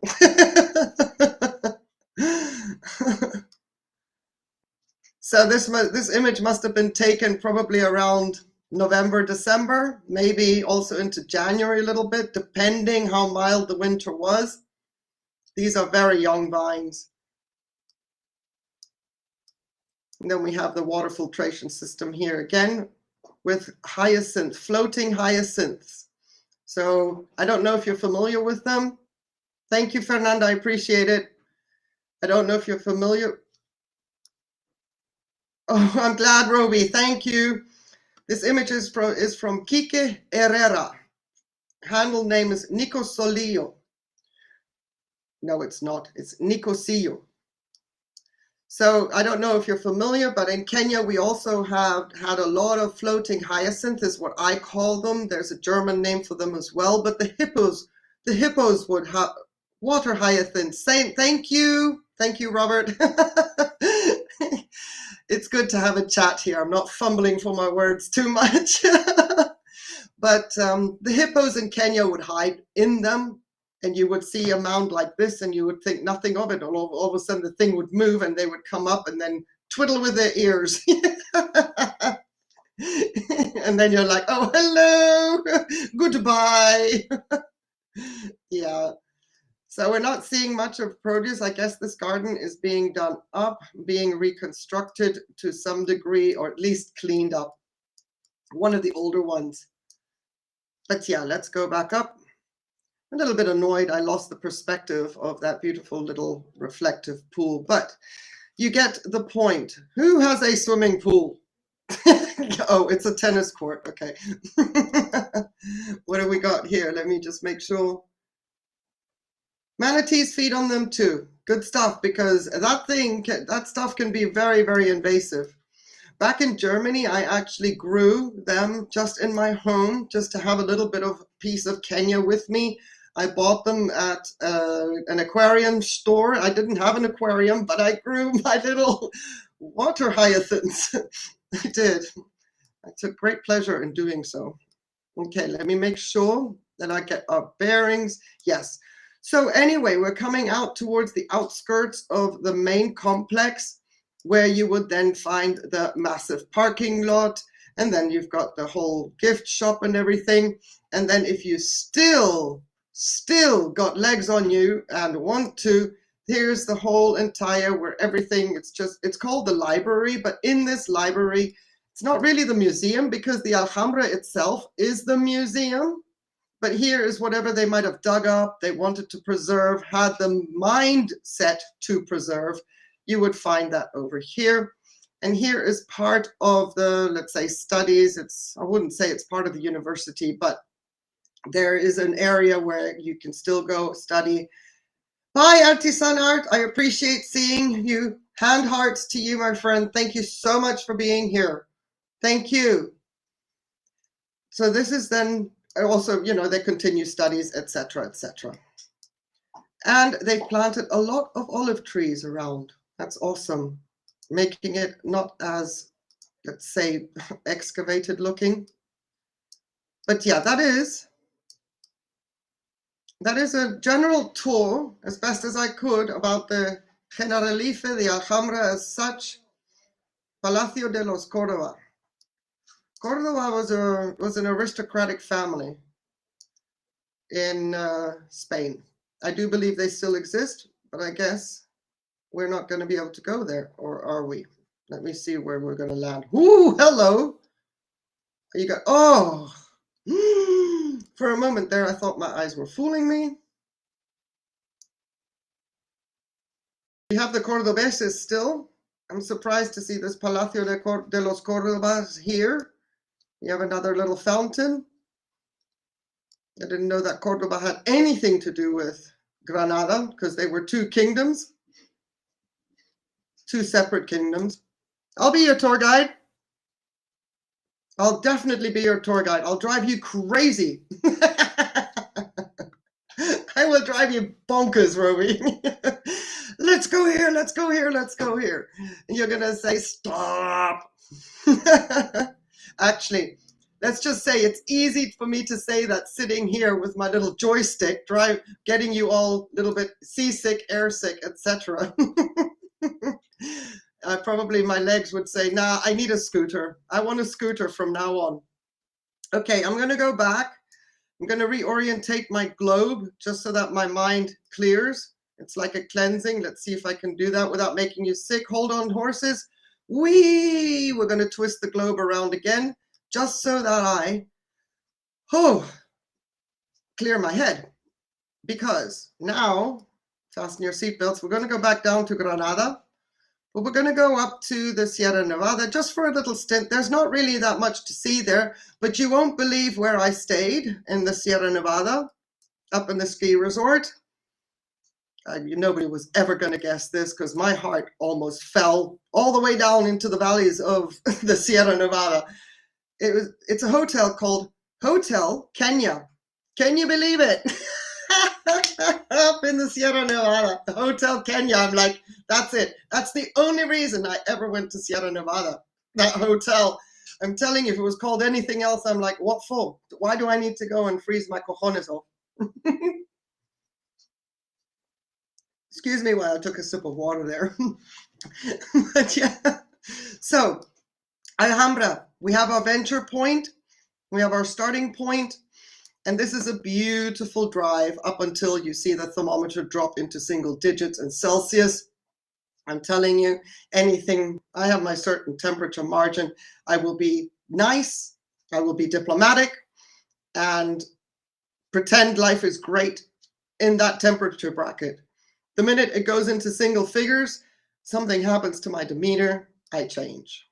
I don't, if something goes from 10 degrees to 9 degrees, I'm like, okay, that's it, we're turning back. I don't need to go any further. But our drive from the Alhambra will take us along the ridge here, still right at the top, and it takes us down, way down. I mean, a winding road down to here into the valley proper. We're not going to stick around in Granada per se. Into the valley proper, we're going to get out of the city, and we're going to go along this beautiful road where when you look to the right, let me see if I can do that. The place lights up. Now, please don't let me hit a building. Oh, don't tell me I did it again. I don't mind the wall because we can spin around. Of course. Hello, excuse me. Beep, beep. Move it. Whoop. I didn't do that. But I do want to take you. There we go. All right. Okay. I do want to take you over here because apart from the buildings, this is what I was telling you about initially. If you were to be driving across the plateau coming into Granada, it is super flat, super windy. And these are all, yeah, I know, go play on the highway, right? 1, 2, 3. Okay, I'm always up for a challenge. But these trees here are like white birches and whatever, anything that grows really fast. Now, they are also very easily populated. They drink a lot of water. We see them a lot in Granada along waterways, but these are built into rows in a forest to you know, create a natural, quick growing windshield. But there's a river here. It used to be meandering and then they closed it off. I guess it was all, you know, part and parcel of the infrastructure back in the day, simplifying irrigation. But that is later, that the Arabs had nothing to do with that. But we're going to go up here. Ooh, brr. Okay, we're going up here. And I'm just going to take you along the road, but from the air. Make sure I get my bearings again. I can't tell you how this is working, messing with my mind. You know, dyslexic people either add things, can't see things, or their mind twists things around. Whew. This is, but I think we're doing okay. No, not that button. I want to go out. All right. Now this had me a little bit confused because there's a road disappearing underneath. I guess they did something new. Anyway, do not get distracted. So we're along this bank. We're going to cross the river. We saw that. It's very flat down there. We're going to continue following this road. We are deep in a valley here. Now, usually when you go to the Sierra Nevada, you want to go when it's snowing. It is bitter cold in this valley.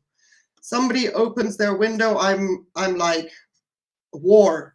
So, but the drive is very scenic. Thankfully, there's not much that has changed here. It is just a beautiful drive as we go up and up and up in elevation. Now, I'm going to make sure that I don't get distracted because we're going to continue with this road up. It is a fabulous road now. It wasn't that fun back in the day, and people actually were playing chicken on this road.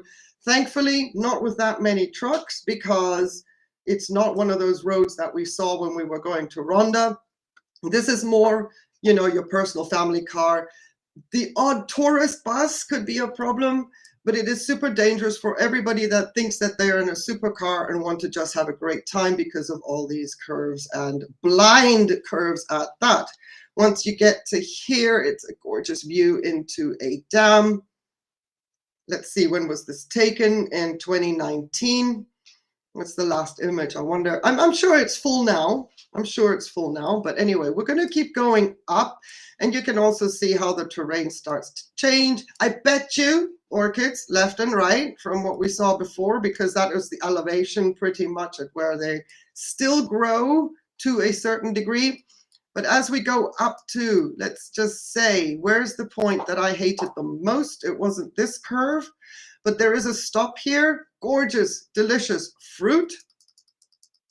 I guess they thought you might as well get your last bits of vitamin C right here. I remember stopping here often, be it here or here. Probably here, yes, because it's two sides of the road. Gorgeous, gorgeous produce is sold there. I don't know, maybe the tourists that go hiking need it. I have no idea.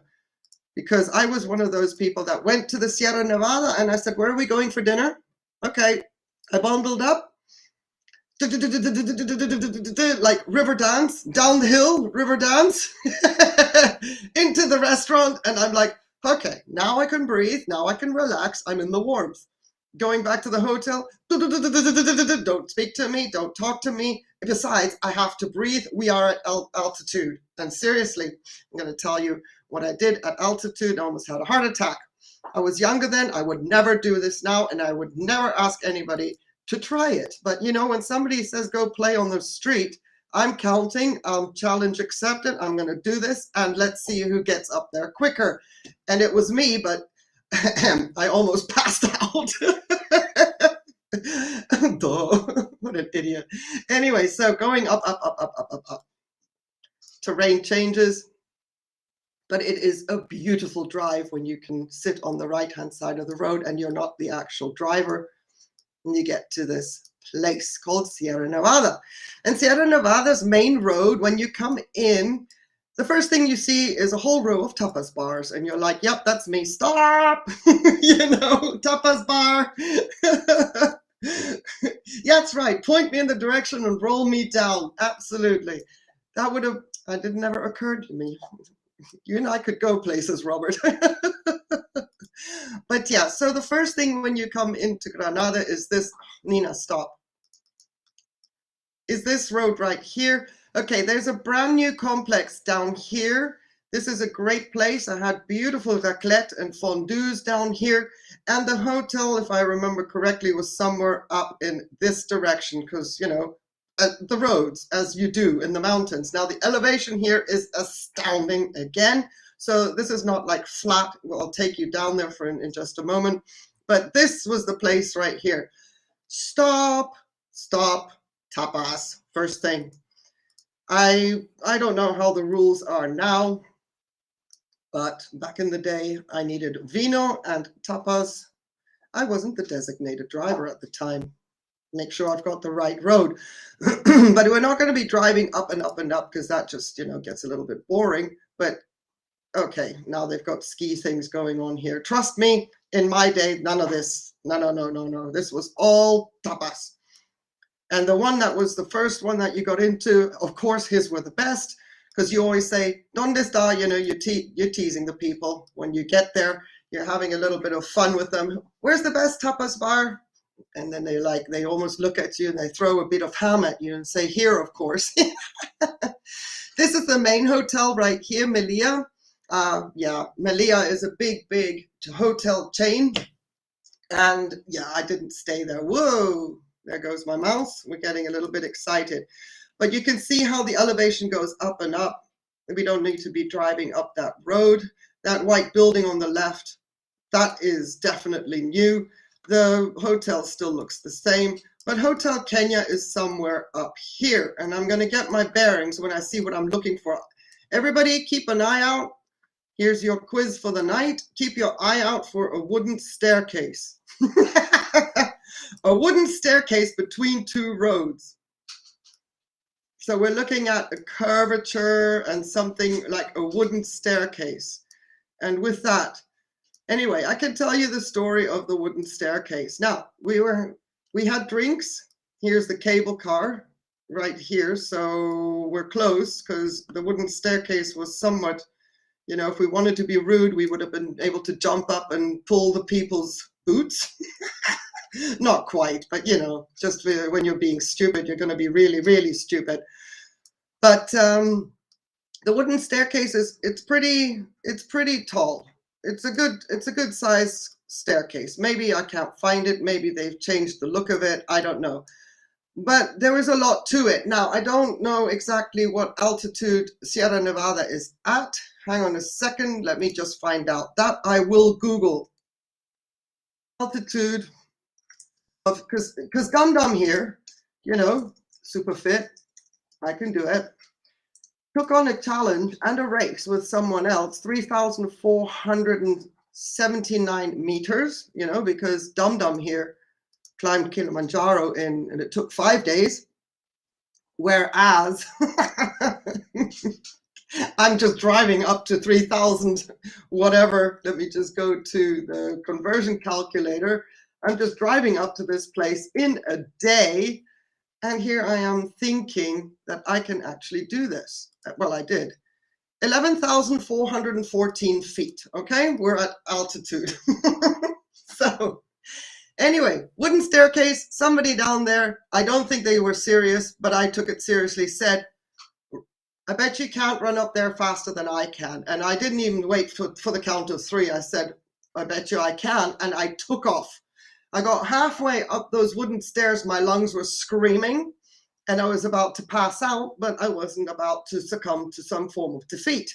When I got to the top, I was about to pass out and I just pretended in a jovial manner. I said, I won, and just leant against the railing and almost passed out, but thankfully there was a railing and it held me up. But I was, my lungs were screaming in pain. Honestly, I remember the pain of my lungs in Kilimanjaro, but either I forgot or this was next level, but it was insanity. It was the dumbest thing to ever do. Because once I got to the hotel, I actually excused myself, went to the bathroom, and I had to relieve myself from my mouth. It was that bad. An idiot thing to do, even as a fit young person.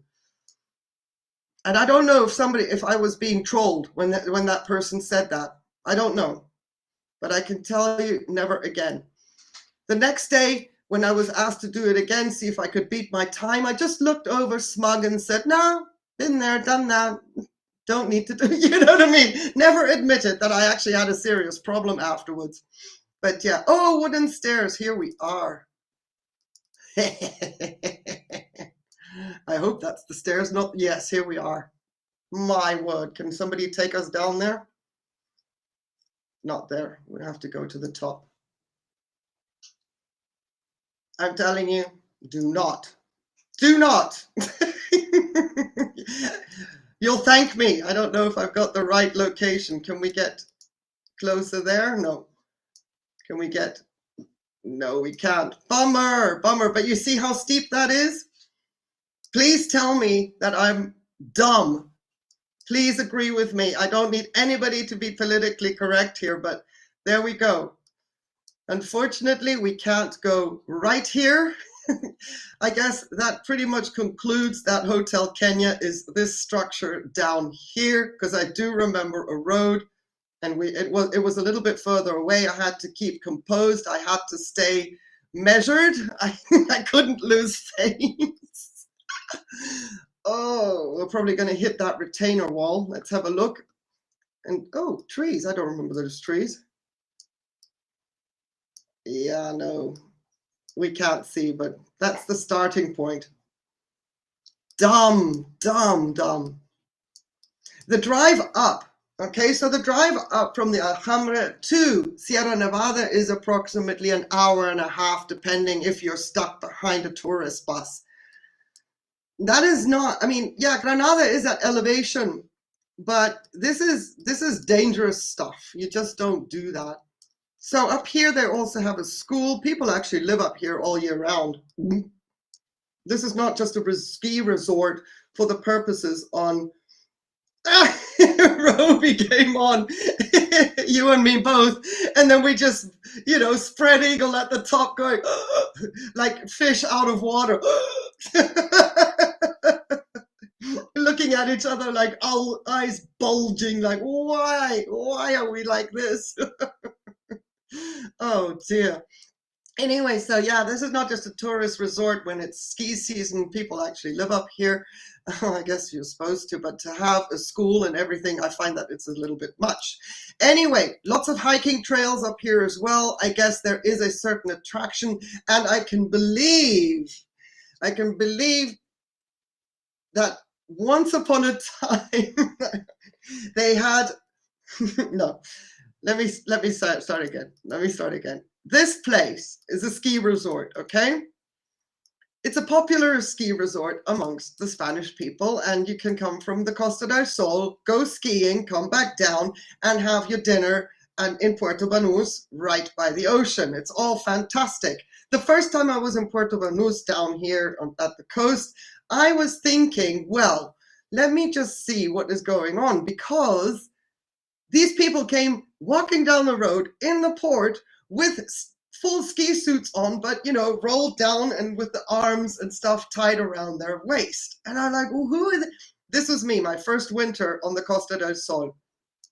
So I was told about the Sierra Nevada, and I went, wow, that's novel. That is so cool. Anyway, so this is a ski resort, well known, world renowned as well, supposedly. And in 1990, I would have to Google it. Don't quote me. Let me say 1992, maybe 93. I'm not entirely sure, but it was close to or around about when Barcelona had the Olympic Games. But the Olympic Games, in that case, it was 92. We had the Olympic Games. No, it wasn't the Olympic Games. It was a World Cup. Had nothing to do with the Olympic Games. It was a World Cup. And in 92 or some year, they had the World Cup in the Sierra Nevada. And when you listen to the interviews of the skiers who are so experienced with all these massive areas, you know, Courchevel and all the way to Bale, where they get hammered, they get pounded, the speeds they go down those hills at. And then the interviews afterwards, they were like, this is like skiing with the brakes on. I don't know who had, yes, thank you, Michael, 92 were the Olympic Games, I remember now. But I don't think this was Olympic venue. It may have been, I'm not sure, because they only split the Winter Games with the Summer Games in 98. That was the time they started to split the two before the Olympics were all in the same year, be it winter and summer. Anyway, it was a massive event. I mean, a global event. Let's put it that way. I don't want to jump the gun, but it was huge. We had all the big stars, you know. Back in the day, there was an Italian skier. He was top of the line. I forget his name as well. Whew, this is going way back. But anyway, the fun part was the pistes here are so slow. The guys came down like, it's like they were skiing on brakes. They were so bored. Oh. And I believe it was a year where there wasn't actually that much snow. It was one of the warmer years. Somebody made a joke about skiing in a bathing suit. They said it was ridiculous. Alberto Tomba. Loved me Alberto Tomba back in the day before he got a little bit big-headed. But yes, him, exactly. Thank you, Michael. It's good to have chat. It is so good to have chat. Tomba! He was fabulous. I love that guy. It's the first time I ever noticed that the thighs on men can actually look really, really good. Too much information. But yeah, anyway. And for people like him, yeah, they were annoyed. They were mad, angry, because they wanted a competition. And what they got was literally a snooze fest. And it was a venue in the Sierra Nevada. They were not happy. And they were trying to be polite about it, but there was no two ways to say this is the BS, you know. This should never have happened. I don't know who paid who to get this to there, but even the people that scout these kind of venues, these locations, they should have known better as to accept Granada, Sierra Nevada, as a location for that kind of a competition. Ridiculous. But it was funny to hear the interviews. It was funny. because some of them just didn't hold back. Besides, one actually said I could have come here and skied in my bathing suit. Like, yeah, pretty much. And then we'll go back down to the coast. Now, when I was talking about an eyesore earlier on, this is the coastal road. You can also go to Granada along this road through Malaga, and then you can either go up through the mountains or you can go to Murcia. That would be the first place for me with an orchid that has an orchid society that I can Google, I can find, is Murcia. Yeah, that's past Malaga. I'm all the way down here. There, that's me. And I would have to go up here to get to Murcia and then get to an orchid society. But the worst part is when I was mentioning an eyesore, you can see, maybe you've seen in the past pictures, he did. God, what a guy. I wonder what ever happened to him. But yeah, so these are all plastic covered greenhouses, fields, etc. This is Almeria. This is where our produce comes from. And this is why I mentioned the other night, I don't understand why our tomatoes and cucumbers should be so expensive. Everything from onions, blah, blah, blah, blah. This is just up the road from me. And there are some images, also like little slides where YouTube actually says, you know, the most ugliest places on earth. And this features as an ugly place on earth, and they're absolutely right. Absolutely right. But it is very fertile soil. It's volcanic. It's a huge ledge, a horrible drive to go through, because if the plastic rips, it's by the roadside. It's very trashy. I'm not saying, you know, it's trashy because of its surroundings, ripped up plastic going through the roads, etc. Very dangerous because, you know, you're driving on a road and all of a sudden you've got a bit of plastic in your face. And it's just getting more and more and more. They're carving up into the hillside as well. I mean, I get it. But what happens here is if you keep driving, you can go through this entire network of all these greenhouses. If you watch the volcano in Tenerife, then, you know, barge over some banana plantations, pretty much that's what's going on here, but on a much, much larger scale. It's not necessarily banana plantations, but if we had lava pouring out over here, we just see a massive black line, everything go up in smoke. Pretty much the same landscape. But what is absolutely gorgeous, once you come here, you have to go through this to get to down here. Oh, you guys. This brings back memories. I don't know if I want to go here. Now that we're here, so you see the ridge up there, all right? And on the top, you can't see the ugly anymore. It's almost like it doesn't exist. And you come into a beautiful, beautiful, yes, it's very touristy, but it's still very, very popular. And it's got golf courses, beautiful hotel, a beautiful marina, amazing food down here. I mean, pretty much they've got the ocean to the front where they get everything fresh. Here's the marina. You walk around, it takes about an hour to get from there to there. It's pretty big. And and then you get all the fresh produce behind you. So this is, I wouldn't call it a mecca of culinary delight. Absolutely not. But after you've been to, let's say, the cold part of Granada, and you want to actually do something and you can just bear getting through this nonsense, it's a beautiful little oasis down there. Love it.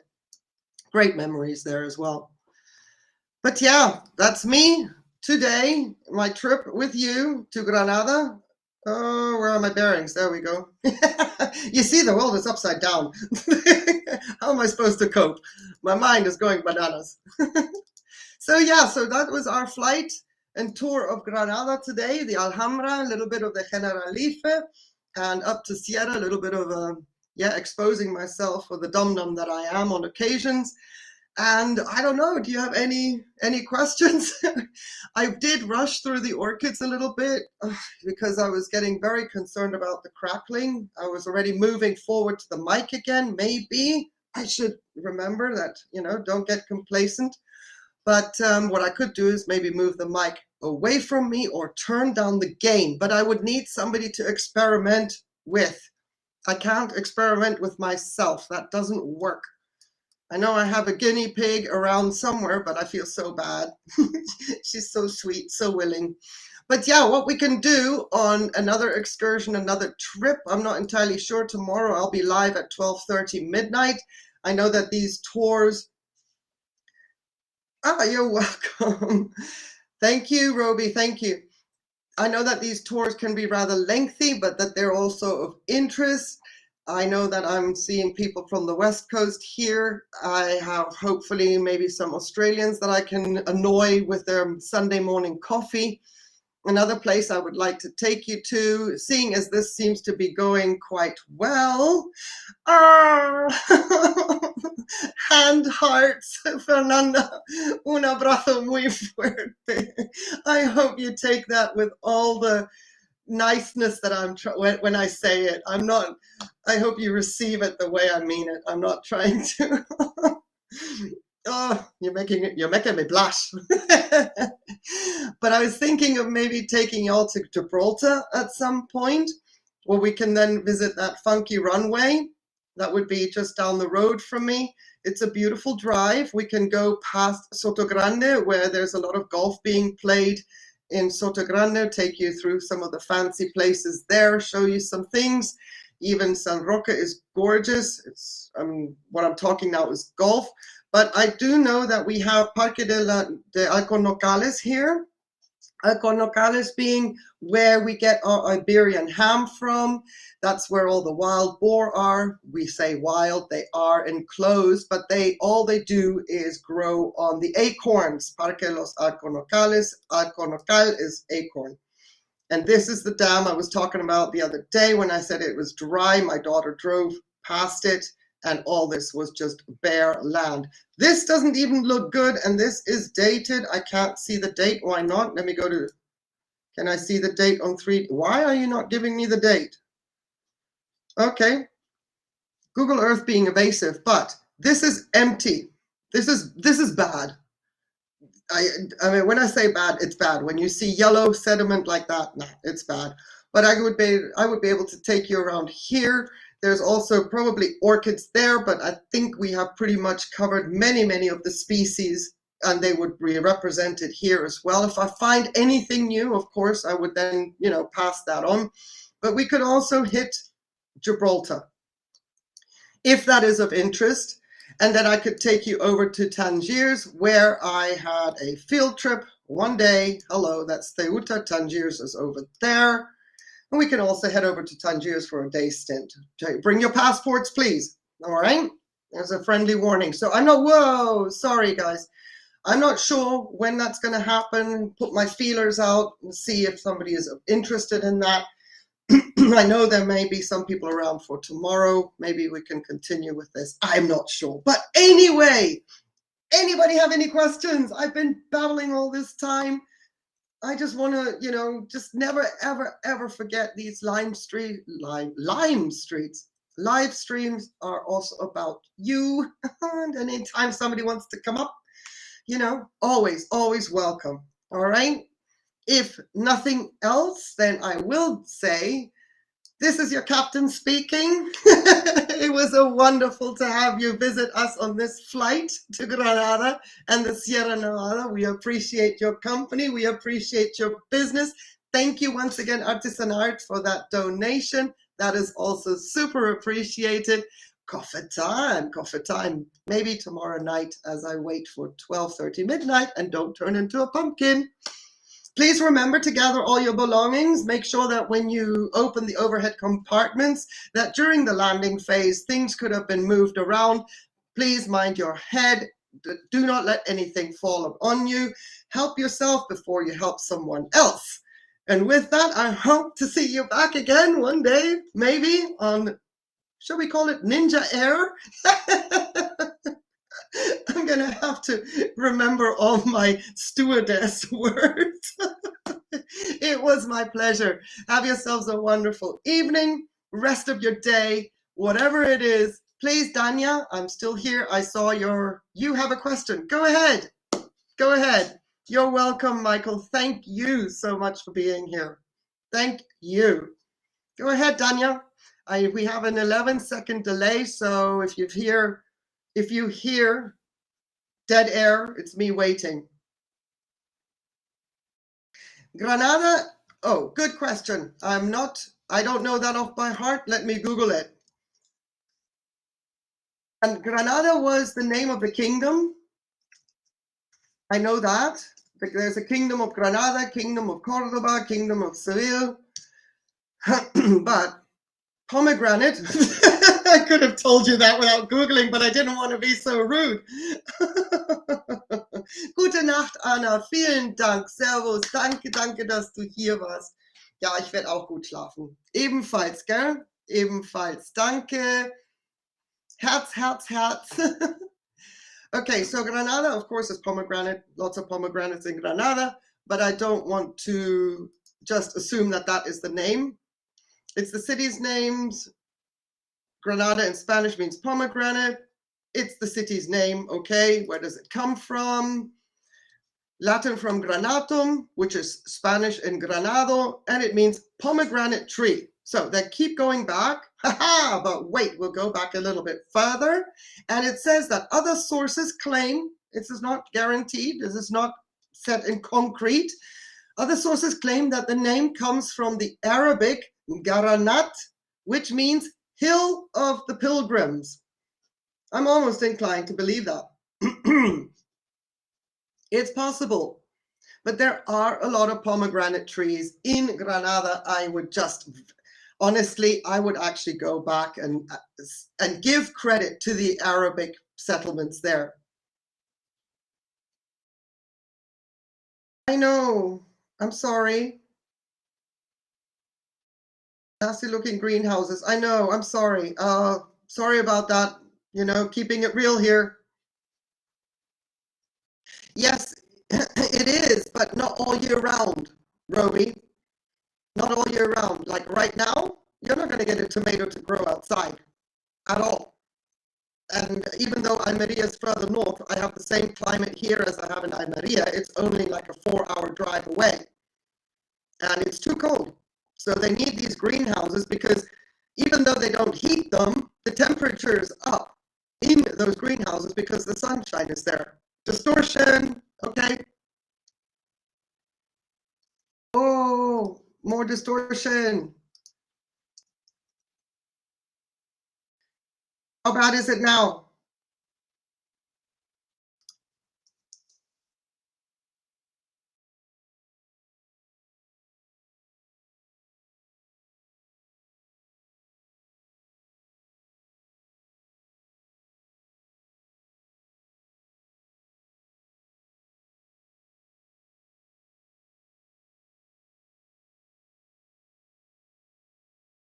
Okay, I'm back.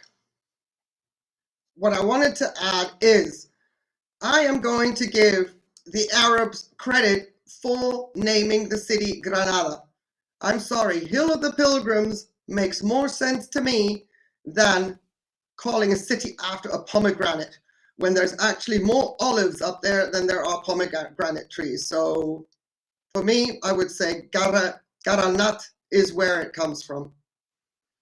So yeah, I'm glad I could Google that. Do not tell me it comes from a, okay, boo.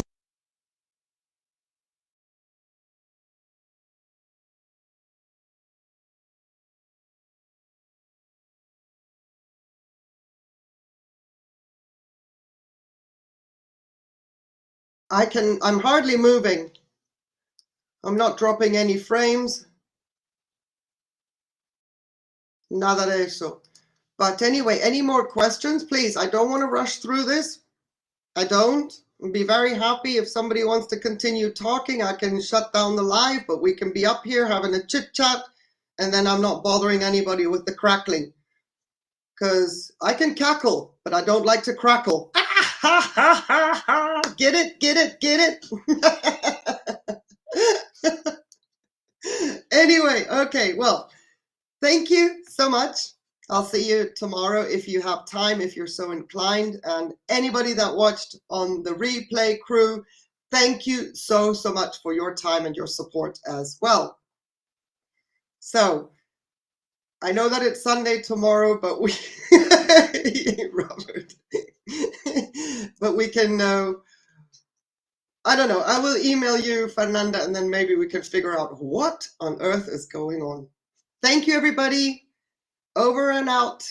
Hasta mañana if you can. Take care, everybody. Stay safe. Bye.